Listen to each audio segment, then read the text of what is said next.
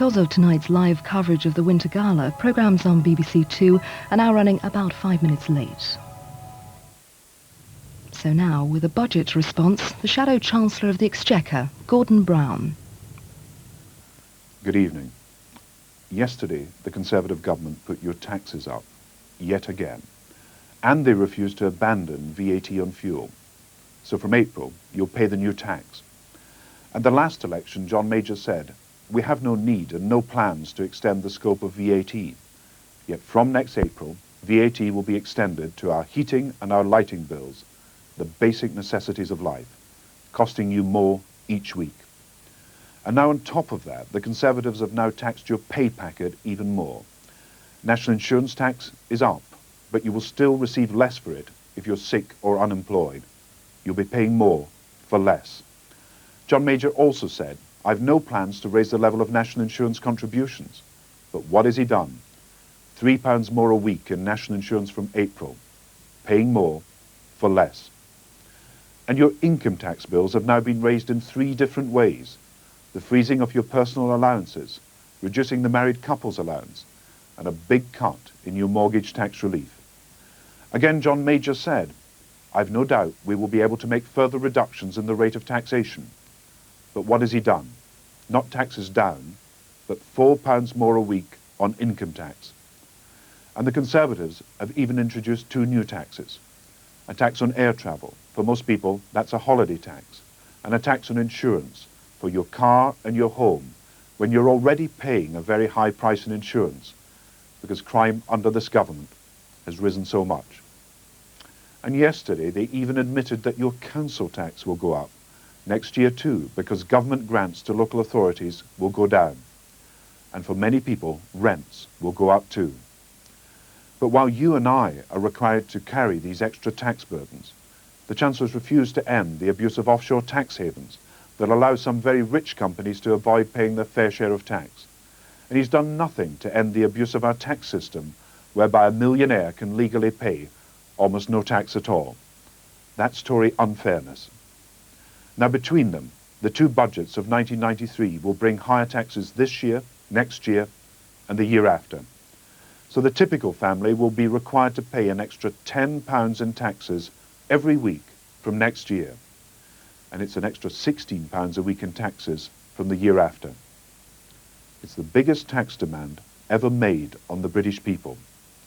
The Conservatives keep telling us they're the low tax party, but now we're seeing the biggest tax rise ever announced in 1 year, an extra £24 billion.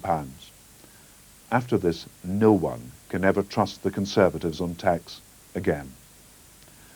And the tragedy is that we're paying more tax just to pay for the mistakes of the past. Nothing is being done to build for the future. For where are these tax rises going? You might expect you'd be getting something more for your money, something more for your higher taxes. At the very least, you'd be entitled to believe you would not be getting less.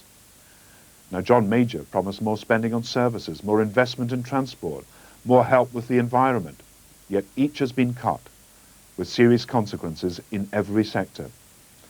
For example, they're cutting 20% from the real budget for rail, so you can travel at 185 miles per hour from Paris to Calais, and in the tunnel, when it opens, you can travel by rail at 85 miles per hour, but you'll only be able to travel at 47 miles per hour from Dover to London. And they're even hitting the weakest and frailest in our society, taking away invalidity benefit by imposing new and much tougher tests, even for people with heart disease.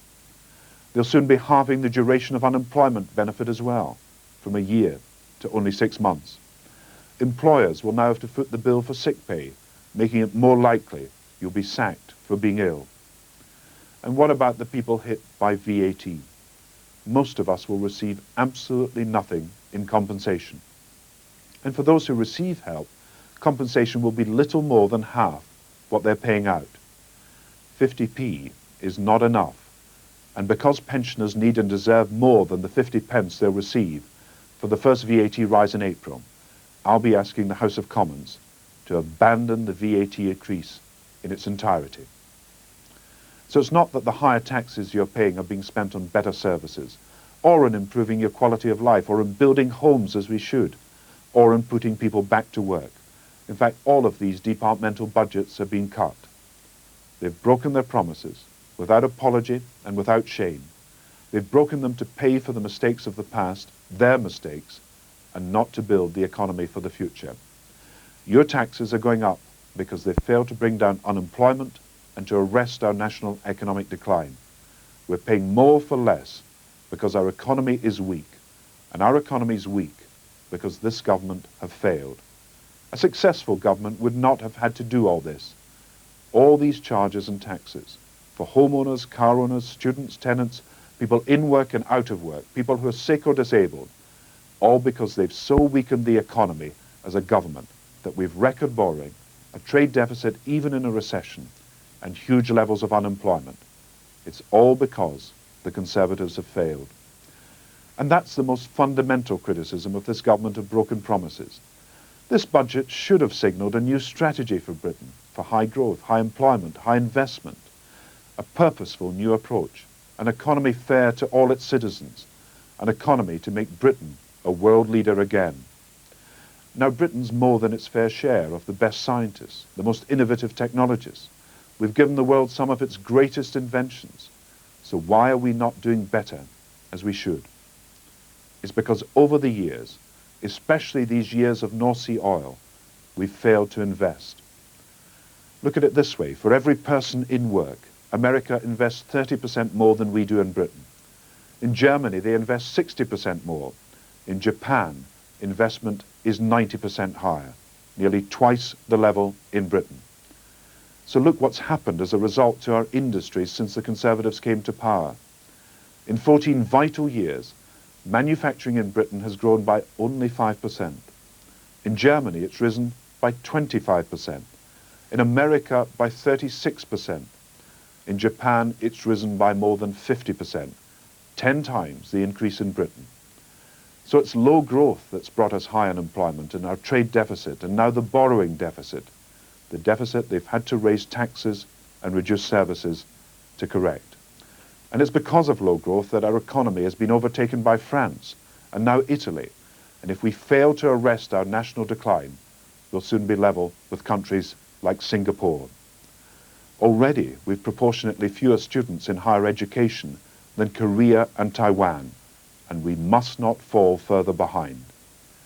So with this budget, we should have begun to break out of the vicious circle of unemployment, waste, and economic decline, with a new skills, employment, and industry policy to start up a new virtuous circle of skills, productivity, and growth, a new partnership between government and industry working together, a new deal between individuals and government working together to open doors, break down barriers, provide new opportunities for everyone. Because it's only in partnership together that we can begin to cut free from the habits of failure, the high unemployment, the lost skills of a wasted generation of young people, the decline of neighbourliness and mutual responsibility, and the anger, the frustration, and the desperation that in its extreme forms has unfortunately bred alienation and crime. Britain isn't working now, but Britain can work if we all work together. And I believe it's the responsibility of government to enable, encourage, and to lead the way, to restore the sense of common purpose that is the necessary first step to any realistic rebuilding. Yesterday's budget failed even to acknowledge such a necessity. One more failure to add to so many. 14 years of rising crime, 14 years of neglecting the National Health Service, 14 years in which we've failed to invest, 14 years now in which conservatism has failed our country. More conservatism will only bring more failure. What Britain now needs is a new start, and for that we will need a new government. That was a budget response from the Shadow Chancellor of the Exchequer, Gordon Brown.